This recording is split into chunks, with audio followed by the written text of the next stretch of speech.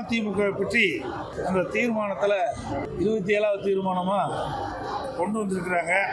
துரோக அதிமுகங்கிறான். துரோக அனைத்து இந்திய அண்ணா திராவிட முன்னேற்ற கழகம் ஒரு வார்த்தை பயன்படுத்தியிருக்கிறாங்க.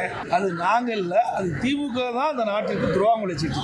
அனைத்து இந்திய அண்ணா திராவிட முன்னேற்ற கழகத்தை பொறுத்த வரைக்கும் மாண்புமிகு அம்மா அவர்கள் முதலமைச்சர் இருந்த காலத்திலும் சரி, அம்மா மறைவுக்கு பிறகு நான் முதலமைச்சர் இருந்த காலகட்டத்திலும் அனைத்து இந்திய அண்ணா திராவிட முன்னேற்ற கழக ஆட்சியில் சிறப்பான திட்டங்களை நாட்டு மக்களுக்கு வழங்கினோம்.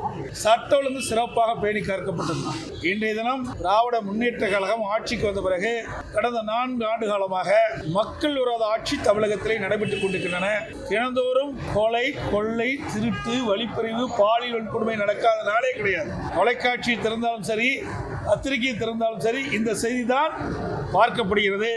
அப்படி ஒரு மோசமான ஆட்சி தமிழகத்திலே இன்றைய தினம் நடைபெற்றுக் கொண்டிருக்கிறது. திரு ஸ்டாலின் மாடல் ஆட்சி தான் துரோக ஆட்சி என்பதை இந்த நேரத்திலே குறிப்பிட விரும்புகிறேன்.